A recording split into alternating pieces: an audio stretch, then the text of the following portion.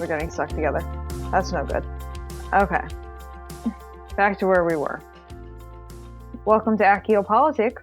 I'm your co-host, Julianna, your Hufflepuff and runner.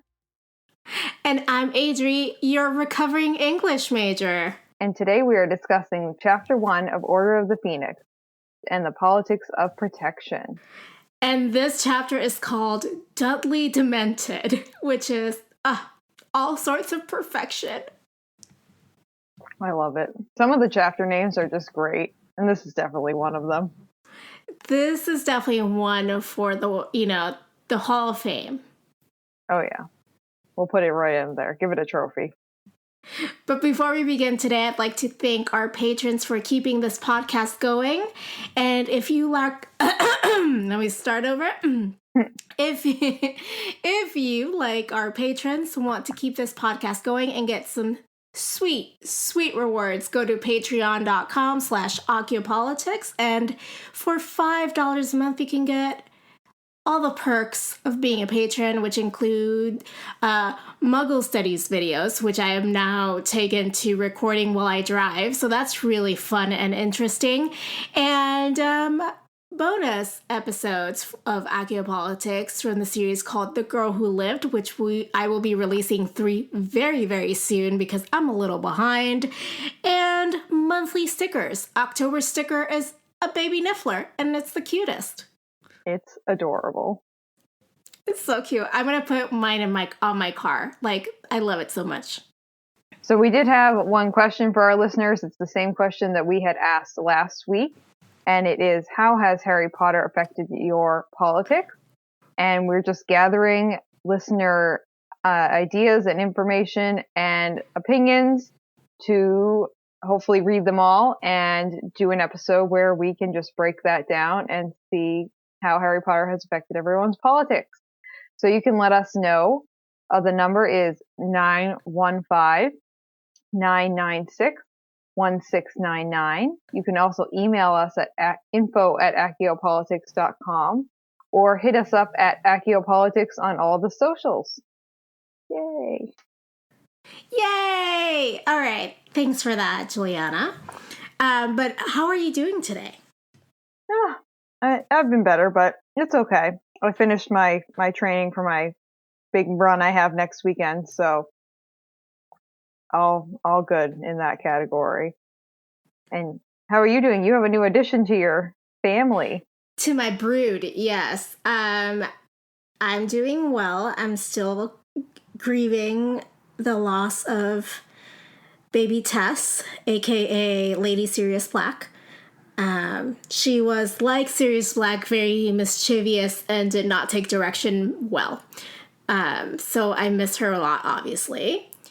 But my husband and I said that in the event that we would ever lose one of our babies, or, not in the event, when, that we would find another dog to rescue. And we found this little Chihuahua mini pin mix that's also black. And she has very distinct markings. And it was kind of meant to be because I told my husband the next dog we rescue, her name's going to be Cleo no matter what. You can't talk me out of it. And her name was already Cleopatra. So perfection. Absolutely perfect. And she is so freaking cute. I wish I could have more photos of her, but she barely stands still long enough for me to take pictures. I'm sure once she settles in a little bit more, she might take a nap here and there, but she's just a blur of energy, and she is very sweet and loving, and she's taken to us very quickly, 10 minutes. That's all it took her. Wow, that's awesome. She 10 minutes in, she was already like, oh, all these toys are mine. We have a little box where we put all their toys, their stuffed animals and whatnot. And she has started to pick them out of the box, just scattering them around the living room, being like, my kingdom is all these toys. This one is mine, and this one is mine, and this one is mine. And all of them are mine. Correct. That's adorable.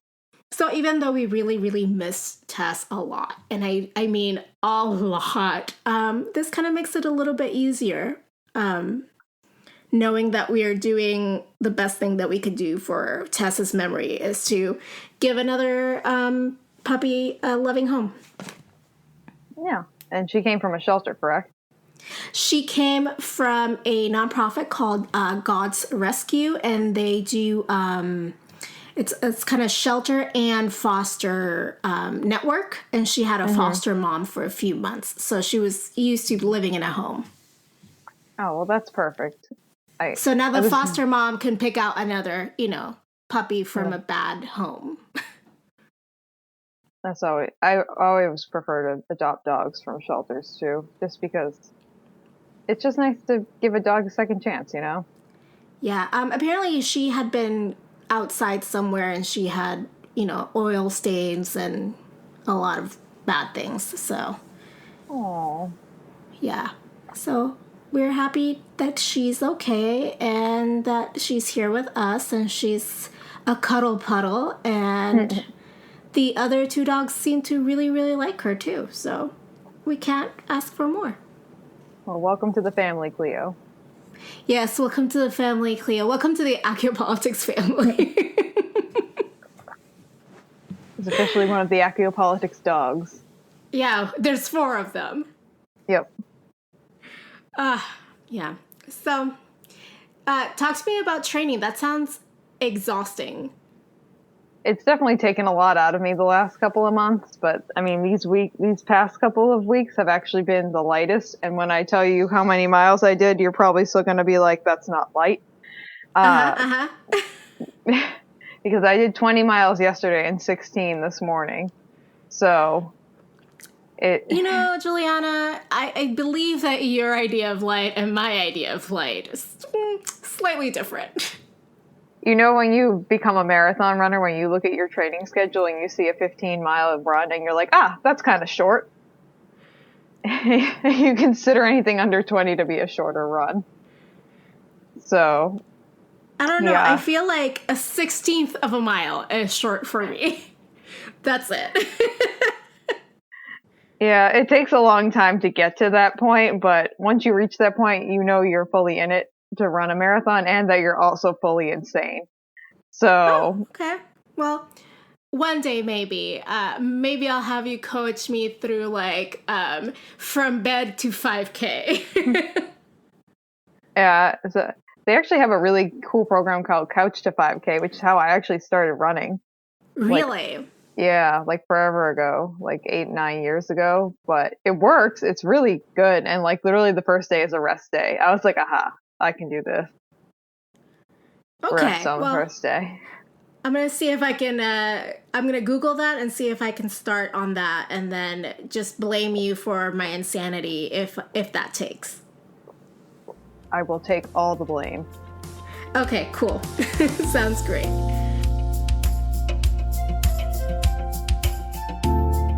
All right, but enough about running and puppies. Y'all came for Order of the Phoenix, and this is chapter 1. Let me tell you something, Juliana. I forgot how much I love this book. I really enjoy this book, and bouncing off the conversation we had last week with Goblet of Fire and me saying that the movie's not my favorite movie, that book's also not my favorite book. This one, for me, is much better than Goblet of Fire. So I'm excited that we are onto this book. Not that I don't like Goblet of Fire, but it's definitely my least favorite out of all the books. Just saying. Well, no, I understand what that means, but I feel like I resonate with this book even as an adult in a way because maybe I've been angry for so long in my life. This is where we get all caps, Harry, and it's great. Yes, and it is fantastic. And that release of yes, be angry, Harry. Life is not fair, Harry. He just lets out all of his rage, and we can see it in all the capital letters that are just strewn across the page. It's great. Yeah. Well, I mean, to be fair, I was talking to my therapist about this week. This is overshare time now. That I know life isn't fair and I'm a realist. So when I tell, when I'm having conversations with colleagues or women in general, and I'm like, well, I had to say goodbye to my dog and then go right back to work because I'm not going to let anyone use that as an excuse to say that I'm not qualified to do my job.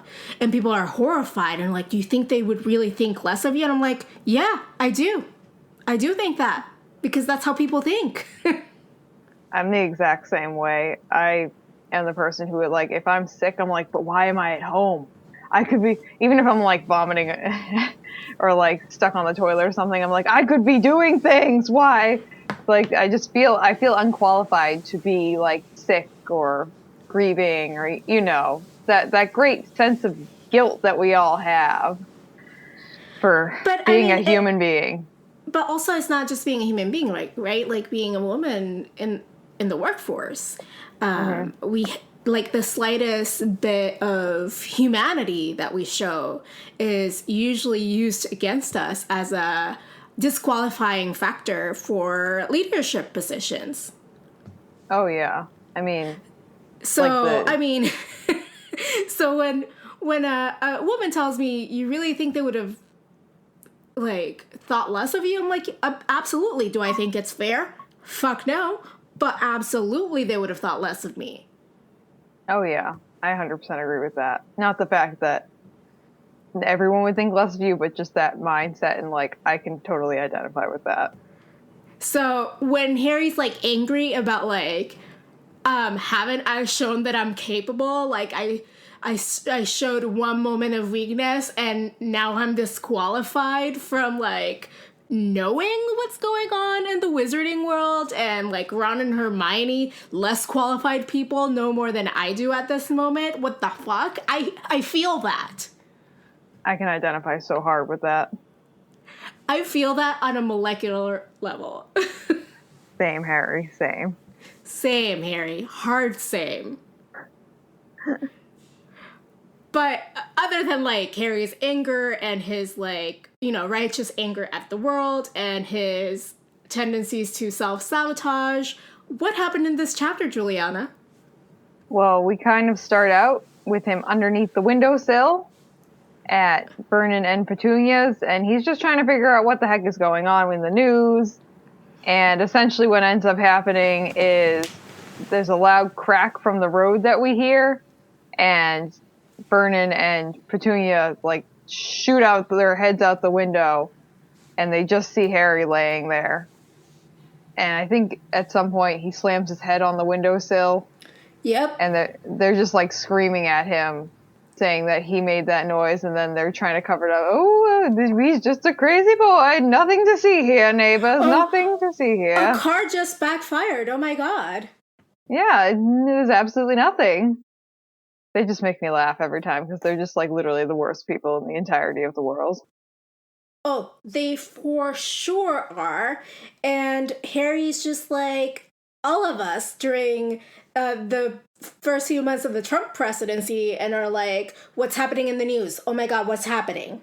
Yeah, he just wants to know what's going on. But they start yelling at him, and he's just like, peace out, bitches. I'm leaving. And so he walks away. And then, like, he walks away in righteous anger, might I add. Yeah, he's just really upset. And he goes to the playground, and who does he come upon?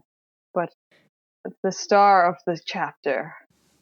Big D and his friends. I love that nickname. That's just such a... I feel like that's definitely a nickname someone would have given someone in like middle school or high school and thought it was actually cool. For sure. And thought it was like not a double entendre either. Yeah. Man. Oh, I love it. I love it. And like at that moment, he's just like, I hope they come over here so I can, pick a fight. And like, he's just so self-destructive in that moment. Harry is. Yeah, that's really interesting. We kind of see the first, I want to say like suicidal thoughts within Harry, but like self-harm. Yeah, reckless. Yeah. Self-harm inducing thoughts within Harry, because I feel like this is the point in the book where he's really starting to, and like we talked about earlier, he's starting to get really mad at the world on the whole. And I don't blame him. He's been through a lot and people just keep like shoving him under the rug. And if I were him too, I'd have a lot of depression and anxiety and other mental health issues. And the fact that he's never seen a counselor or a therapist or gotten any kind of treatment, and he literally has had the most screwed up life as a child, is a whole issue in its own. Well, I was, so I work with social workers, and one of them was telling me that he works a lot with children from, bad situations. And the only way they sometimes can feel at peace is by creating chaos around them. So I'm not saying that Harry's this way, but it made me think about Harry as like someone who has so much inner hurt and turmoil that he wants to feel like physically hurt so that it matches his inside or something like that. That makes sense. Just trying to match the interior feeling with the exterior feeling, just kind of so put that it it's at valid. equilibrium.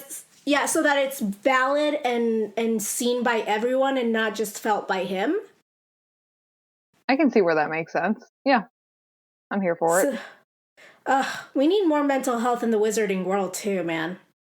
There are so many people in this series who could highly benefit from either just a therapist or a combination of therapist or whatever the magical equivalent of meds is.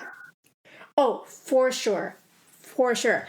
And then Dudley walks away and Harry's like, oh, might as well get home because I can't get home after Dudley. And everything goes black. Mm-hmm. And we hear, well, we don't hear, we feel the Dementors roll in. And we're all like, oh shit. Why are there Dementors in the Muggle world? What's going on here? And yeah, go ahead. Oh, as I say, then Harry has to find his wand, and he finally casts a Patronus spell right before they're trying to suck the life out of Dudley.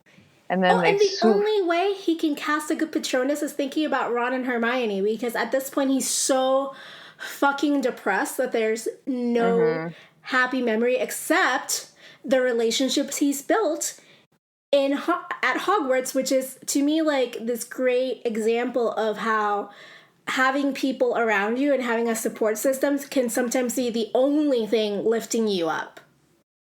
Yeah, sometimes you just need that external support. And yeah, especially with depression, just speaking from like personal experience too, like it's hard sometimes. You get to a point where you don't have any, there's no flame left in your little fire pit. There's just nothing. Well, speaking of which, I'm pretty sure my meds stopped working, which I'm going to call my doctor about this week. Oh, no. So, I thought they were really working, and then I'm like, wait, I haven't been able to edit. I haven't been able to do all these other things. Oh, shit, I think my meds are not working. Ugh. That's just so aggravating. Because sometimes depression can look like 10,000 things, right? Depression is the man that wears so many masks. Like there is no, it's a Bogart essentially. Yes, like it's and your fears keep changing or shifting, or your symptoms keep shifting, and like my husband very gently said the other day, he's like, I think your meds may not be working anymore. And I was like, no, what are you talking about? I'm fine. Like, I'm wearing bright colors. I like bright colors. They don't hurt my eyes anymore. Like what the symptoms used to be, And now I'm thinking, wait, what if the symptoms are different this time around? The moving target that you can't ever fully get a bullseye on. Yeah, for sure. It's terrible. Well, and so the Dementors are terrifying to Dudley, and I'd like to know what he felt and saw. Yeah, that would be interesting to know too. In my head, the random thought that just popped into my head was Hagrid shooting him with the spell and getting the pigtail coming out of him. Well, and I'm pretty sure Dudley has also had some kind of suffering before in his life, and we don't know, because we only see things from Harry's point of view, and I know that he is spoiled by his parents, but sometimes being spoiled by your parents is even worse than being, neglected. Yeah, well, it's another form of child abuse, essentially. Yeah. So And they don't do anything by half measures. yeah, I mean, we see that too in like just from like a nutrition standpoint, like people who overfeed their kids to the point of like morbid obesity, that's technically considered child abuse. And I would contest that that's Dudley. Oh, for sure. I'm saying for So, sure a lot today. It is what it is. hey, it's the word of the day. We can go with it. It's today's podcast is brought to you by the phrase "for sure." And the letter A and the number 5. There you go. I Now love back to it. Sesame Street. Oh, and speaking of streets, Mrs. Fig, Harry's older neighbor, comes by and is like, "Don't put the wand away." And we're all There like, might be where the more. hell did Mrs. Fig come from? Why is she in this scene? We don't know, and we won't find out fully till the next chapter. Yep. Great cliffhanger there. Yeah, that's pretty much just where this chapter leaves off. We meet Mrs. Fig, and then they're like, end chapter. And we're like, okay. The first time I read this chapter, I was like, "What? What is happening here?" Yeah, because I think at this point we don't even know who Mundungus Fletcher is. I know. I was like, "Who is Mundungus Fletcher?" Must keep reading. Yeah, that's how you get people to read the next chapter, is you leave them on such a cliff that they just need to jump off to the next To the cliff. next one. Yes. So the politic that we are talking about this week, which I thought was appropriate after reading through the chapter, was the politics of protection. So protection is something that we can expect from parents, authority figures, but what is our role in protecting ourselves and each other?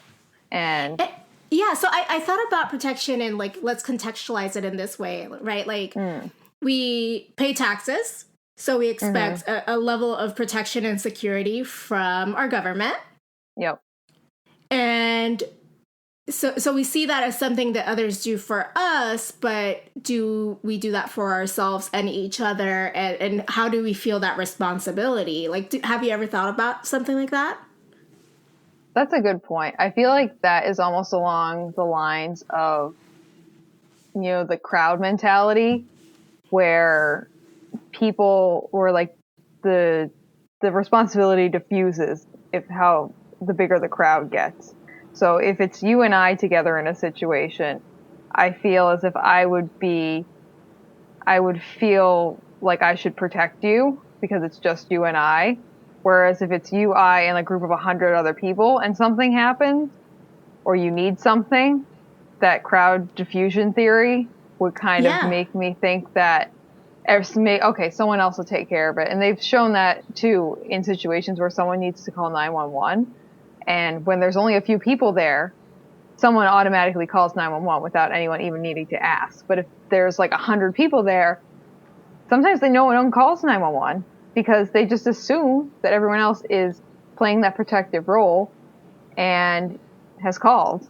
So I think a lot of protection depends on, one, the number of people involved in the situation, and two, obviously the communication between all the parties involved too.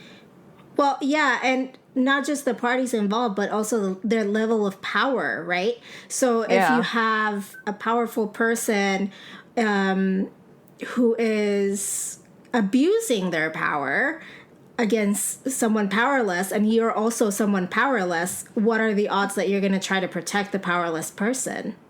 And try, because then you could become a target. Yeah. I mean, if you were like someone who had a ton of power and I saw you abusing your power on someone else, I would not assume that you were going to protect me. Yeah, or that you could become a target if you tried to, interfere. Yeah, exactly.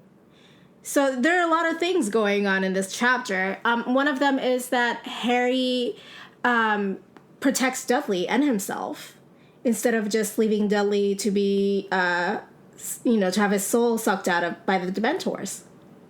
Yeah, I find that interesting and also pretty relatable too, where you can see that they have that sibling back and forth where they know exactly how to get under each other's skin in the exact right way to make that person go from 0 to 60 right away.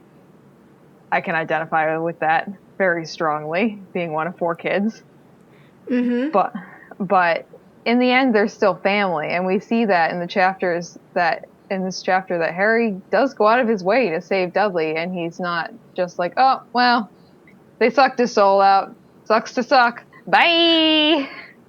Yeah, he's not just like, well, he barely had any to begin with. That would have been a pretty funny mid-chapter revelation for Harry, and we just get in all caps. Well, you didn't have much to begin with anyway. And he just screams it at him as Dudley's getting his soul sucked out of him. Like, okay, that was an interesting plot twist. Yeah, he's gonna be like, you're not gonna be satisfied after that snack. Oh, I love it. Yeah, and any other thoughts on the Harry and Dudley? Not right now. Okay, we can always circle back if something else happens. Yeah, then we have Mrs. Fig and Harry. She is asking him for tea all the time, and he's like, I don't like this old lady. Yeah, so this is an interesting one, and it's different than the Harry and Dudley relationship, because Harry and Dudley, it's more of a moral contract that the two of them have, whereas Mrs. Fig and Harry, I feel like she does have some kind of moral contract to protect him because she's known him for so long. I guess she's probably known him since he was like born almost, because I'm sure he went over there to her house when the Dursleys really went anywhere that they didn't want another kid with them. Yeah, she was the babysitter. Yeah, so she's known Harry for what at this point? How old is he? 15 years? Well, and she's known about Harry for just as long because she was just installed there by Dumbledore to keep an eye out on him. Yeah, so I feel like her protection responsibilities in this situation are about half moral. She feels like she should protect Harry on her own accord, and half contractual. She's been assigned this by Dumbledore to make sure that nothing happens to him. Well, that he is still, emotionally scarred but doesn't die. Yeah. Just make sure that the shell is intact. Just break his spirit enough to not make him so cocky. There we go.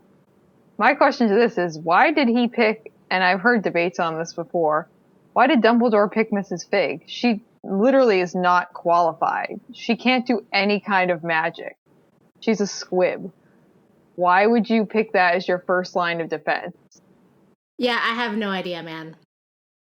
I mean, I've heard the argument that maybe she lived in this neighborhood previous to Harry moving in with the Dursleys. No, I don't believe that. But that doesn't negate the fact that she literally, the only thing that she can do is initiate other people to do magic. And I'm sure she probably has a chimney that's connected to the Flu network in her house and like all this other stuff that's like magical communication things that she did not set up on her own, but has access to because she knows about them. But again, we see this in this chapter and in the next chapter. She's yelling at Harry to keep his wand out because she can't do anything. Like, what was she going to do if Harry had really lost his wand? Nothing. The answer is nothing. Yeah, the right answer is nothing. That's correct. No, I mean, I think I read this somewhere. Someone was saying that the worst character in the series, hands down, is Albus Dumbledore. And everyone was scandalized by it. And the rationale was that under no circumstances would they ever leave a child in an abusive home, no matter what the reason. Yeah, I mean, Dumbledore makes some really, really, really controversial, to put it nicely, decisions for Harry's care. That's a hot take. Yeah. Hot takes with Julianna. I need like a little theme song. I'll come up with one. Okay.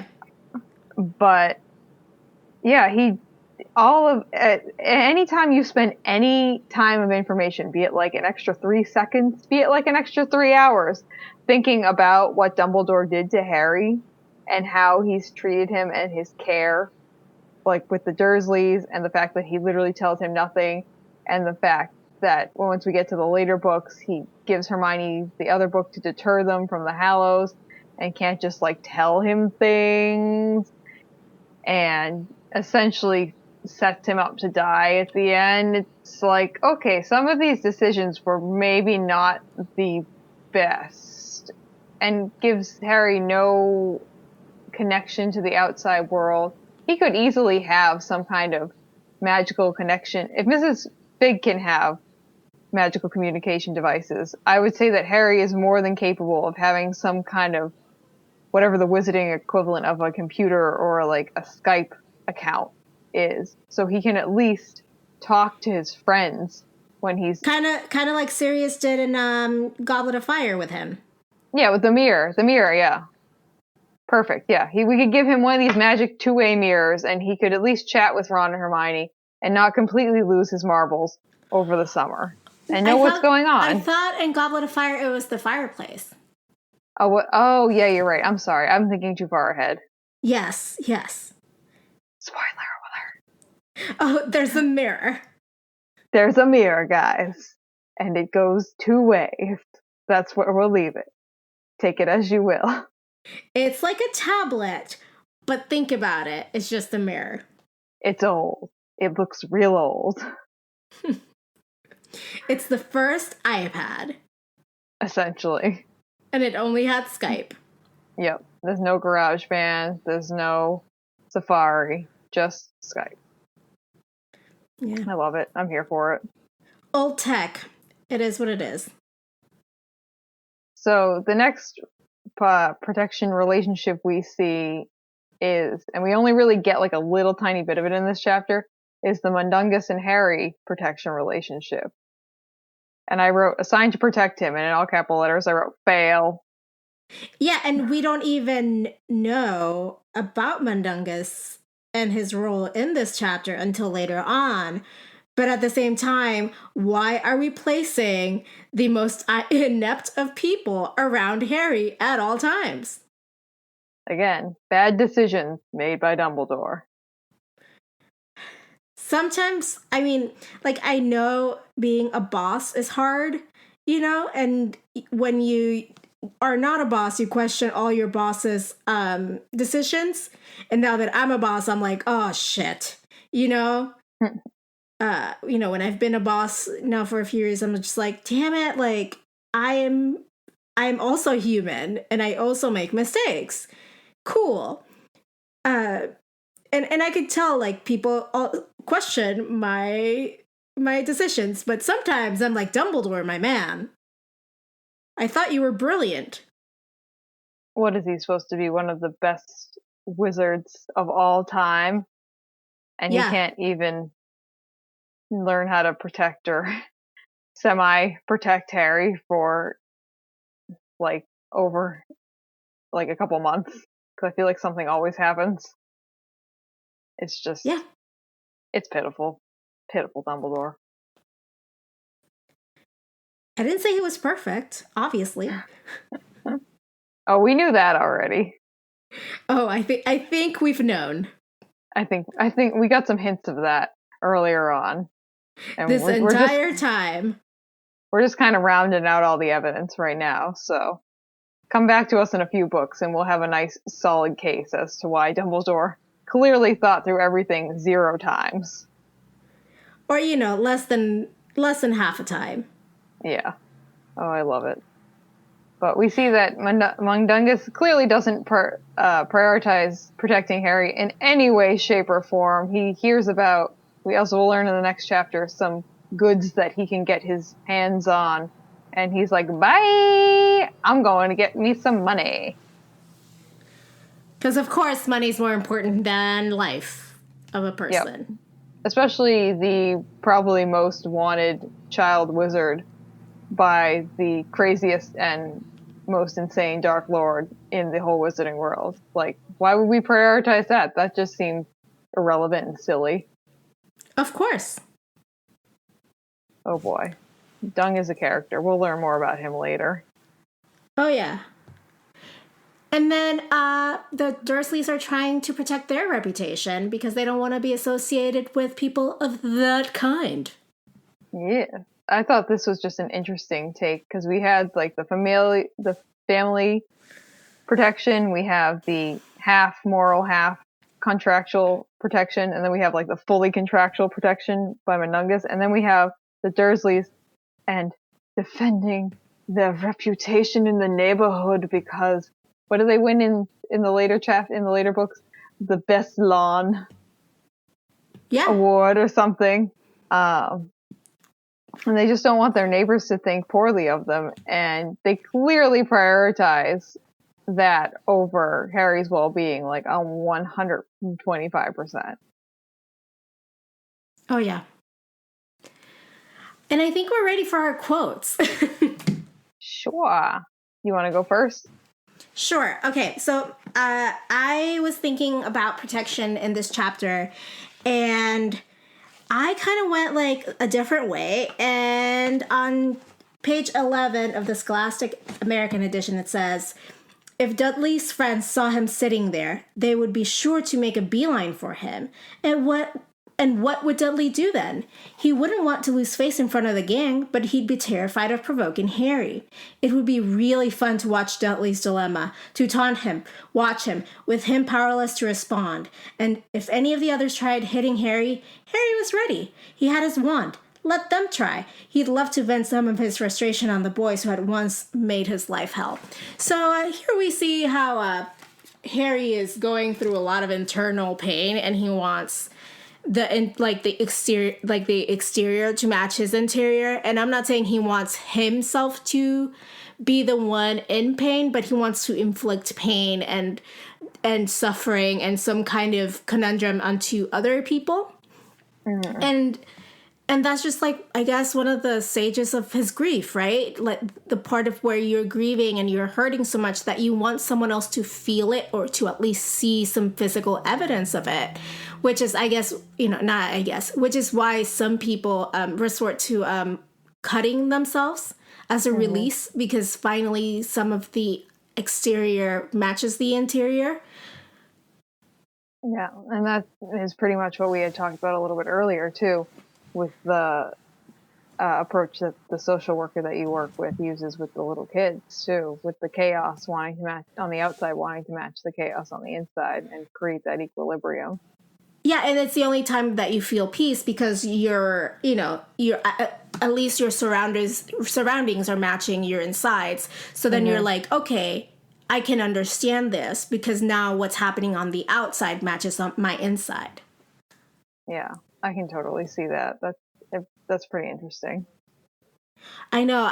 It's been a life changer for me to understand that. I've known people as adults who do that. And they abuse people around them and create chaos. And I couldn't understand that. And I did not. So when you don't understand why people do the things they do, you're just kind of like, but why would you do that? Why would you be so cruel, you know? And now that I know about that, it doesn't make it excusable. But once you understand why people do the things they do, it's easier to feel some kind of empathy towards them instead of just straight out demonizing them. Yeah, and I feel like it's easier to approach them in a way that they're going to be more receptive to as well. So if you just walk up... And if someone doesn't want to change, right? Yeah. That's on them. But hating someone is self-destruction, right? So if you can understand why people do the things they do and you can feel empathy for them, then you're not destroying yourself. Good point. Good point. I'm telling you, therapy is like a life changer. I will back therapy 125 million %. So I'm here for it. But all right, what's your quote, Juliana? The quote that I picked, just because this one just kept standing out to me on the page no matter how many times I flipped through, was, "This way!" Harry shouted to the stag. Wheeling around, he sprinted down the alleyway, holding his wand aloft. "Dudley? Dudley?" So in this moment, we just see how Harry does that 180 and how he really actually cares about protecting Dudley, even though they've been having that conversation and kind of taunting each other back and forth previous to this. We see that underneath that, Harry does feel like this is his brother, give or take, or cousin. Or at least, a family member, someone he knows, and we know he feels responsible for those around him. Yeah, and he feels that I guess somewhere internally, that if something similar were to happen to him in front of Dudley, that hopefully Dudley would do the same for him. And in that moment, he feels the obligation to do so.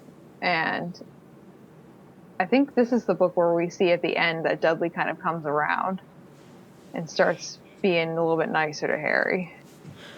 Well, and I want to also give an honorable mention to the moment where, and we've talked about this before, Ron and Hermione's faces are the only reason that Harry can cast a Patronus, because even when they do trials on the effectiveness of rehab programs, what they found is that a person who has no ties to the community, or they don't have a support structure or a supportive structure, are far more likely to relapse.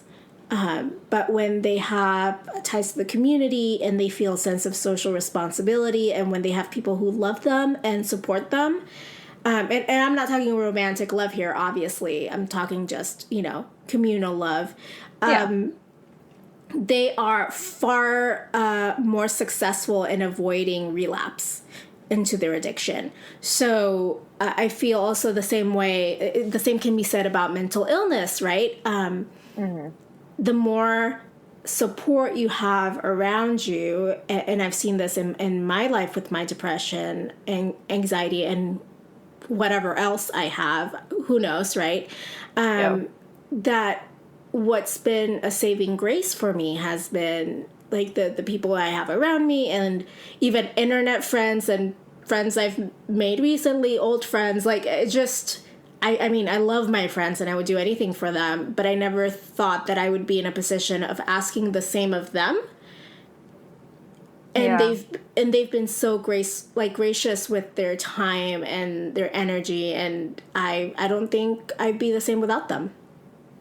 Yeah, I can definitely identify with that, especially as someone who likes to be independent and doesn't do the best with taking help from people sometimes. Oh, that's same. That's a mood. Yeah, that's definitely it's a big mood.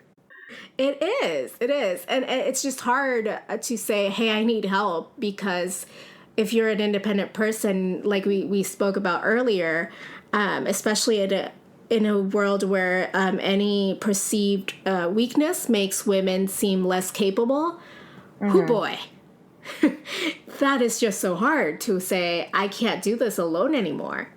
Yeah. I mean, I always feel so, I guess, qualified and willing to give help to other people. I guess that's the internal Hufflepuff inside of me.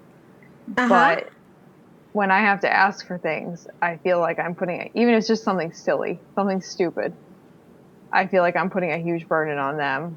But my therapist has told me to think it in the other direction, like if someone was asking this of me, the exact same question, would I really think it was that big of a deal? No, most of the time it's a hard no. So just kind of putting that perspective on things is useful sometimes. I like that approach. That's very compassionate about yourself. Thinking, my therapist usually tells me to think of myself as like a friend, like how much compassion I would have for that friend who's going through all the things I'm going through, right? And I'll be like, oh, right, I wouldn't be so harsh on a friend. Or kind of like the idea of, so a lot of obviously our traumas come from childhood, and like the extent of how those manifest in adulthood.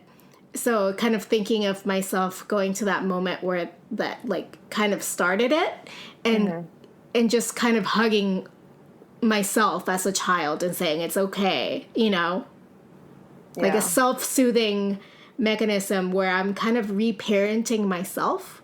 And that's really been, successful so far, I would say. It's it's a process.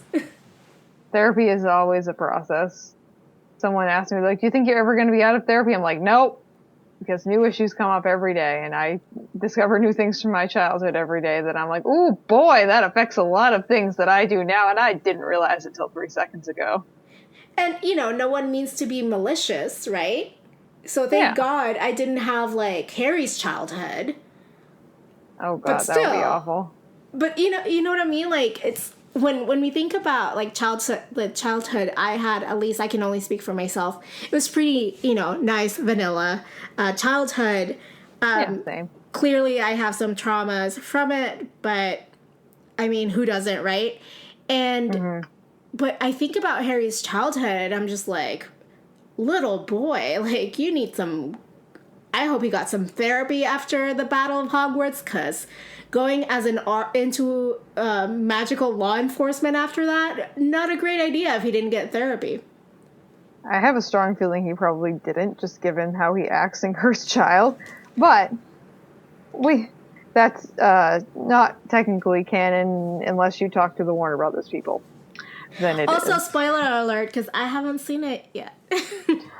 Oh, you'll have to. Yeah, don't. We talked don't about read this. I'm waiting for the DVD to come out. Yeah. Don't. If don't they read are the going script. to do a DVD. I hope so. I know they have at least one recording of the show that they did with the original London cast. So it exists and it's real. So at some point it may exist and be real outside of their archives. But for sure. So speaking of characters like Harry who needs therapy, who exemplifies the politic of protection? I picked Harry just because he overcomes all the hate that he has for Dudley and does a complete 180, just going from taking him down and being annoying towards him to rushing around trying to protect him, figure out where he is, and saving his life. So we see in a pretty stark contrast the way that Harry is willing to protect his cousin. Well, I picked Harry for different reasons, but now that I think about it, I think I want to say Dumbledore. Ooh, because... Explain. I need to know this. Hot take. Because I don't know, and I want to know, right, what his priorities are at this moment. What fire is he trying to put out that he's putting Mundungus Fletcher, of all people, in care of Harry? Good Lord. When there are other, more qualified people to take care of Harry? We will only know if we ever get a true Life and Lives of Albus Dumbledore from J.K. Rowling. I know there are some knockoff ones by some highly qualified authors, but still not J.K. Rowling, and I have a feeling we will never get that. I would love that novella. Yes. Oh, I would get it immediately. I'd have it on pre-order in 5 seconds, but yeah, she should do it for charity, and it'll be a really good look. I think so. Let's hit her up and see what she thinks, because I have her on speed dial. Oh, I'm Skyping her right now. She's our editor. You just didn't know it. No one else knew that. That's who we hired. That's who we hired. Just, a little overqualified, but it's okay. Yeah.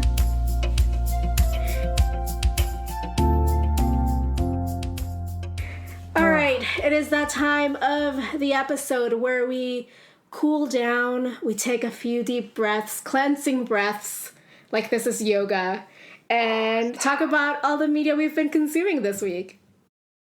So I actually didn't even write anything in there. I'm trying to think of what I have been watching this week. I kept watching some of RuPaul's Drag Race. I'm like literally the worst TV watcher in the entirety of the world, solely because of my ADD and the fact that I can watch like 15 minutes of TV at once max, and then I'm off sweeping the floor or vacuuming or working on something else. So I'm just going to say continuation of RuPaul's Drag Race. And I also got a fun little preview into one of the MuggleNet.com giveaways that they're doing from Ooh. Paper House Productions, which has like stationery things. And I will say the things that they sent are very nice. So whenever we put that giveaway up on MuggleNet, try and enter for it because there's a really nice planner that they sent me. And I was like, ooh, I do love me a good planner.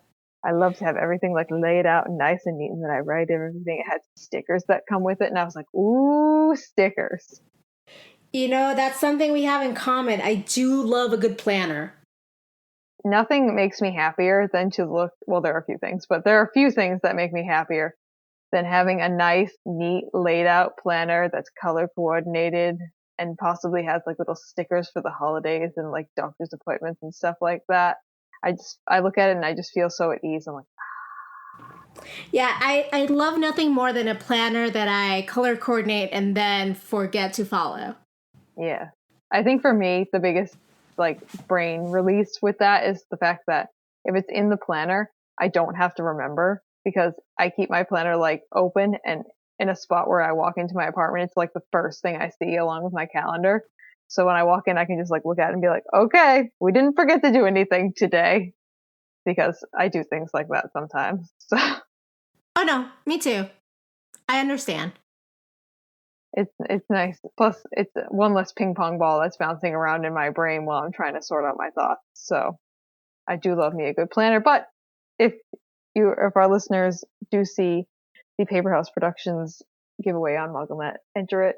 The products are really cute and the stickers are lovely. I mean, stuck them all over everything. I might just see Paper House Productions and be like, okay, what do I need to buy? I would honestly the two best things that they sent me were that planner and they have these little cute, the chibi Harry Potters, the little cute little ones.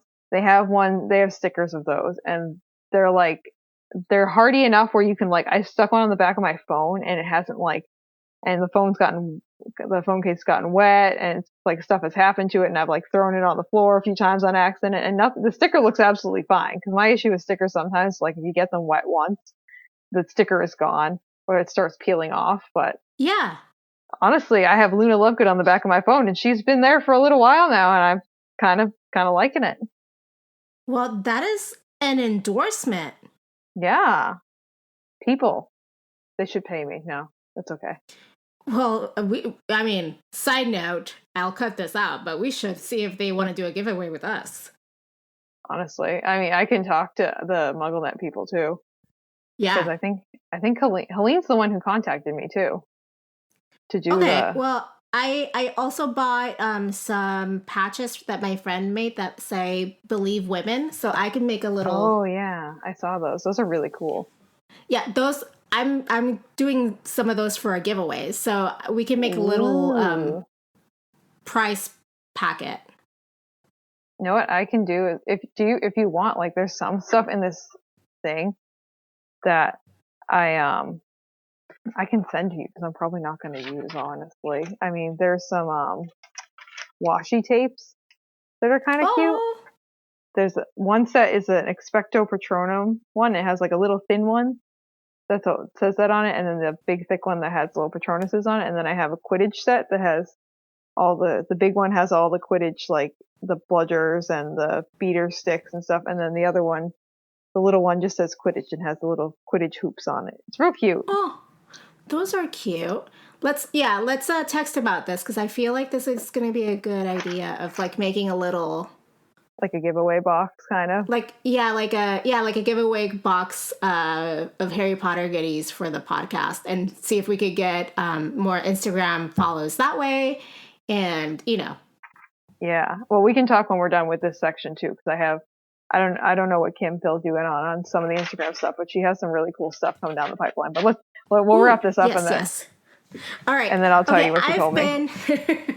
I've been listening to an audiobook called Our Stop by Laura Jane Williams, and it's about two people who are in the same train sometimes, and the guy is like in love with a girl, and he puts a missed connection advertisement on the paper, and they start talking that way, and you get each chapter is a different point of view, and so you get kind of both their points of view and how they keep missing each other IRL.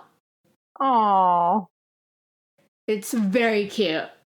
Did you get to the end already, or did you? Oh, you know I did, because I could not stop it. I couldn't. I was obsessed. You know, some books you're like, I can wait, you know? This book, I was just like, no, I need to know what happens next. I feel like I get that way with certain books, and I'm like, I'm at work, and I'm like thinking, I'm like, okay, I only have 3 hours left to work, and then I can go home and read my book.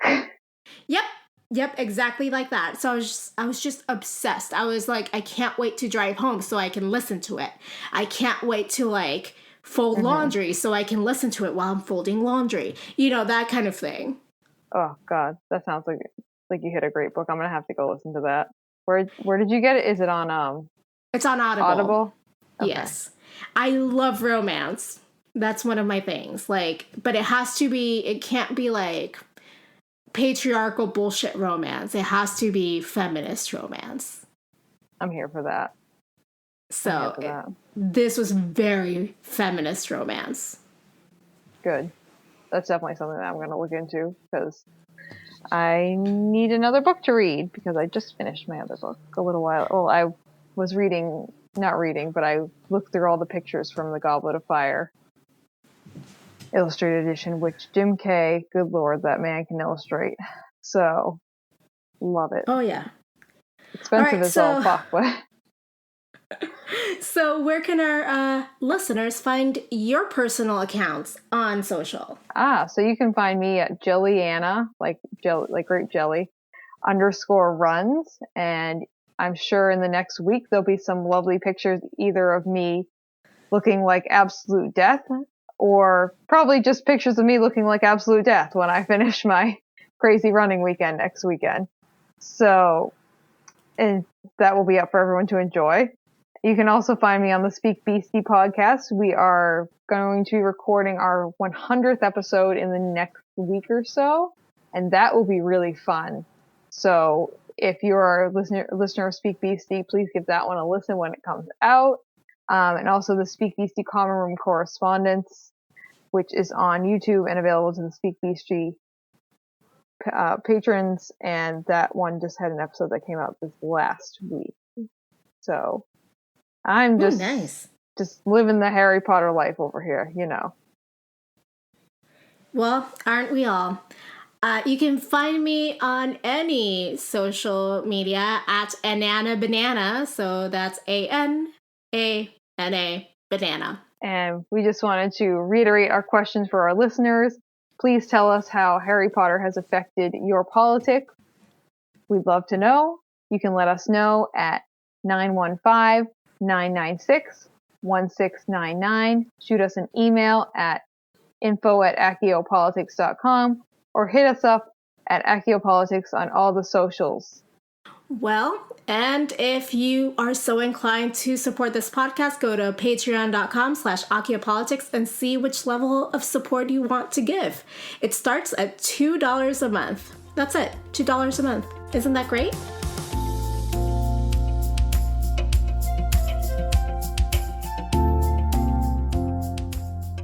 All right, next week we're going to be discussing Chapter 2, Politics TBD, because we're making a list of chapters and politics right now. But until then, politics managed.